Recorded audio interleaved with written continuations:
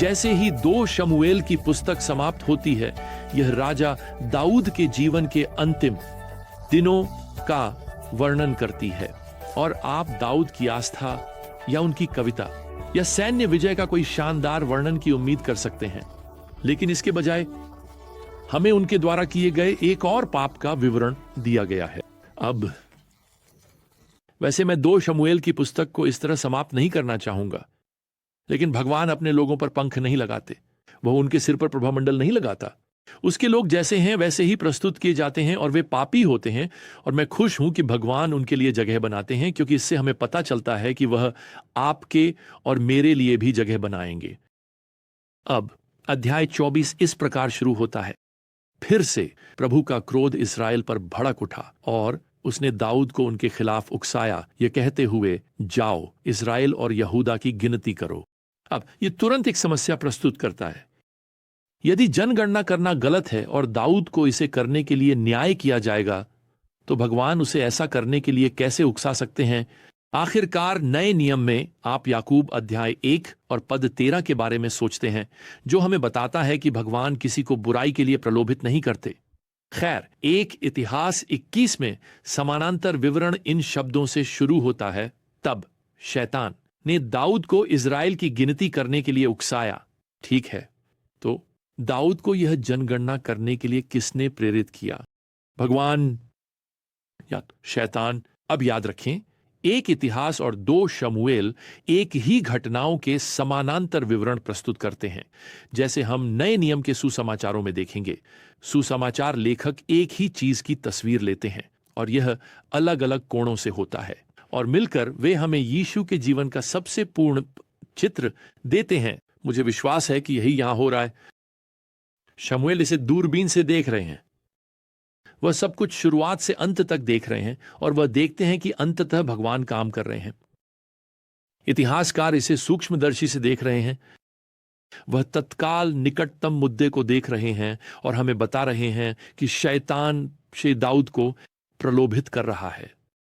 तो आप इसे इस तरह समझ सकते हैं, एक इतिहास वर्तमान दृश्य पर ध्यान केंद्रित कर रहा है। 2 शमूएल पर्दे के पीछे के हाथ पर ध्यान केंद्रित कर रहे हैं। शैतान तत्काल प्रलोभक है। भगवान इसे अपने उद्देश्यों के लिए अनुमति दे रहे हैं। अब यहां एक और सवाल मन में आता है, जनगणना लेना पापपूर्ण क्यों है? पद 2 काफी निर्दोष लगता है। राजा ने योआब से कहा, जो उसके साथ सेना का सेनापति था, इस्राएल के सभी गोत्रों में जाओ और लोगों की गिनती करो ताकि मैं लोगों की संख्या जान सकूं। खैर, जब योआब इस मिशन को पूरा करता है तो वह जो संख्या पद 9 में देता है, तलवार चलाने वाले पुरुषों की संख्या, वह हमें ठीक ठीक बताता है कि क्या हो रहा है। दाऊद जानना चाहता है कि कितने पुरुष सक्षम हैं युद्ध में जाने के लिए। देखिए, शैतान ने दाऊद के कवच में एक दरार ढूंढ ली है। हम इसे आत्मविश्वास कह सकते हैं। दाऊद को अब तक यह पता होना चाहिए था कि उसका आत्मविश्वास खुद में नहीं था, यह उसकी सेना में नहीं था, यह सर्वशक्तिमान में था। वह मुड़कर देख सकता था कि प्रभु ने कैसे उसकी सेना को दुश्मनों पर विजय दिलाई। उसे यह जानना चाहिए था, यह भगवान की शक्ति है। लेकिन अब वह प्रभावी रूप से कह रहा है, ओह, आप जानते हैं, अगर इस्राएल को भविष्य में जीवित रहना है तो मुझे यह सुनिश्चित करना होगा कि हमारे पास पर्याप्त पुरुष हैं जो तलवार चलाना जानते हैं। सुनिए, हम आज चर्च में भी इसी तरह सोचने की प्रवृत्ति रखते हैं। हम सोचते हैं कि भगवान लोगों का उपयोग करते हैं क्योंकि वे शक्तिशाली होते हैं। नहीं, भगवान उन लोगों का उपयोग करते हैं जो जानते हैं कि वे शक्तिहीन हैं और वे उन पर भरोसा करते हैं। मुझे लगता है कि यह दिलचस्प है कि यहां तक कि पुराने जनरल योआब भी इस जनगणना को लेने का विरोध करते हैं। वह यहां पद 3 में दाऊद से पूछते हैं, मेरे प्रभु राजा को इस चीज में क्यों आनंद आता है? यानी आप जानते हैं, आप ये क्यों कर रहे हैं? दाऊद को रोका नहीं जा सकता। तो जब योआब और उसके अधिकारी जनगणना पूरी कर लेते हैं तो वे रिपोर्ट करते हैं कि इजराइल के पास 1.3 मिलियन पुरुष सैन्य सेवा के लिए उपलब्ध हैं। और दाऊद, खैर, वह गर्व से फूलने वाला है। वाह, सर, मिलियन पुरुष। लेकिन तुरंत हमें बताया जाता है कि दाऊद का विवेक उसे अपराध बोध से कछोटता है। और वह अपने गर्व को पहचानता है। वह यहां पद 10 में प्रभु से कहता है, मैंने जो किया है उसमें मैंने बहुत बड़ा पापो किया है। हे प्रभु, कृपया अपने सेवक का अधर्म दूर कर दें, क्योंकि मैंने बहुत मूर्खता की है। यह एक संवेदनशील विवेक का अद्भुत कार्य है। दाऊद ने इसे सुना और तुरंत वह भगवान से क्षमा मांगता है, और दाऊद के लिए क्षमा उपलब्ध है। लेकिन याद रखें कि भले ही क्षमा हो, इसके स्थायी परिणाम हो सकते हैं। ध्यान में रखें, हमें पद 1 में पहले ही बताया गया था कि भगवान इज़राइल के विद्रोह के लिए न्याय करने की योजना बना रहे थे। खैर, दाऊद के पाप के साथ वह अनुशासन अब शुरू हो गया है, और गाद नामक एक नबी दाऊद के पास आता है, उसे दंड के विकल्प देता है। यहां पद 11, 12 और 13 में दाऊद 3 साल के अकाल को चुन सकता है, वह 3 महीने चुन सकता है, युद्ध में हार या 3 दिन की महामारी।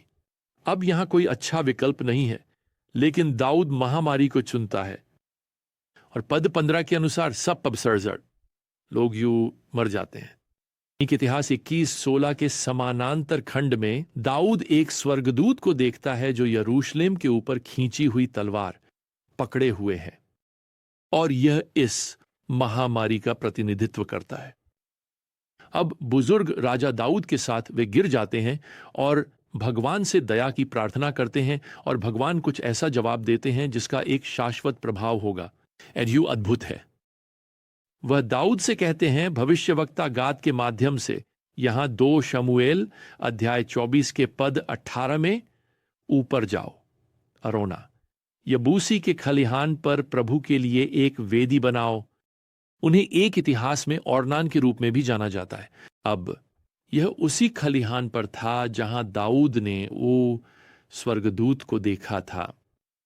दाऊद कड़ियों को जोड़ता है और समझता है कि इस वेदी पर उसकी भेंट महामारी को समाप्त कर देगी। वो ये भी जानता है कि यह खलिहान एक बहुत ही विशेष स्थान बनने जा रहा है। वास्तव में दाऊद इस किसान से खलिहान खरीदता है, जैसा कि हम यहां पद 24 में देखते हैं। फिर दाऊद वहां एक वेदी बनाता है और वह होम बलि और शांति बलि चढ़ाता है। और पद 25 यह कहकर समाप्त होता है, इसलिए प्रभु ने भूमि के लिए की गई प्रार्थना का उत्तर दिया और इज़राइल से महामारी टल गई। अब एक इतिहास अध्याय 22 के समानांतर विवरण में हमें पद 1 में बताया गया है, इसे समझें। तब दाऊद ने कहा, यहां प्रभु परमेश्वर का घर होगा और यहां इज़राइल के लिए होम बलि की वेदी होगी। दूसरे शब्दों में, जबकि दाऊद को परमेश्वर द्वारा मंदिर बनाने की अनुमति कभी नहीं दी गई, परमेश्वर उसे उस भूमि के टुकड़े को चुनने की अनुमति देते हैं जिस पर मंदिर बनाया जाएगा। यह व्यक्ति का खलिहान जिसे दाऊद खरीदता है एकदम सही स्थान है। यह एक समतल ऊंचे क्षेत्र में स्थित है जो उस समय यरूशलेम की उत्तरी दीवारों के ठीक परे है। यह माउंट मोरियाह था जहां अब्राहम ने अपने पुत्र इसहाक को प्रभु को अर्पित करने के लिए उत्पत्ति 22 में ले गया था। यह वह स्थान है जहां हमें 2 इतिहास 3 और पद 1 में बताया गया है कि दाऊद का पुत्र सुलेमान प्रभु का भव्य मंदिर बनाएगा। यह एक बहुत ही विशेष स्थान है। मैं 2 शमूएल की पुस्तक के इस अंतिम अध्याय से 3 पाठ जल्दी से निकालना चाहता हूं। पहला, आप कभी भी पाप के आकर्षण से बाहर नहीं निकलेंगे। प्रिय, आप कभी भी प्रलोभन से बाहर नहीं निकलेंगे। यह कभी नहीं रुकेगा। कोई फर्क नहीं पड़ता कि आपकी उम्र कितनी है या आपने प्रभु के साथ कितनी देर तक चलना है, आपको सतर्क और चौकस रहना होगा। अपने कवच आउदन में तैयार प्रे वाप प्रतिदिन इस आकर्षण के खिलाफ लड़ने की आवश्यकता होगी, पाप का। दूसरा, पाप के विनाशकारी प्रभावों को कभी भी कम मत समझिए। दाऊद का निजी गर्व का पाप, जिसके बहुत बड़े सार्वजनिक परिणाम हुए और जिसने दाऊद के अलावा कई और लोगों को प्रभावित किया। और वैसे हमारा पाप केवल हमें ही चोट नहीं पहुंचाता। तीसरा, अंतरात्मा की फुसफुसाहट को नजरअंदाज न करें। मैं आपको प्रोत्साहित करना चाहता हूं कि आप उस पर संवेदनशील बने रहें जो भगवान आपको बता रहे हैं, अपने शब्द के उपहार के माध्यम से और उस विशेष छोटी रचना के माध्यम से जो उन्होंने आपके अंदर रखी है, जिसे अंतरात्मा कहा जाता है। सुनिश्चित करें कि आप उस आवाज को सुने। खैर, इसके साथ ही हम 2 शमूएल की पुस्तक को पूरा करते हैं। लेकिन दाऊद अभी मरा नहीं है। हमारे अगले सत्र में हम एक इतिहास में समानांतर विवरण पर जाएंगे और दाऊद के जीवन की अंतिम घटनाओं को देखेंगे। और जब तक हमारी अगली ज्ञान यात्रा शुरू नहीं होती, तब तक प्रभु यीशु मसीह की कृपा और भगवान का प्रेम और पवित्र आत्मा की संगति आप सभी के साथ हो। आमीन।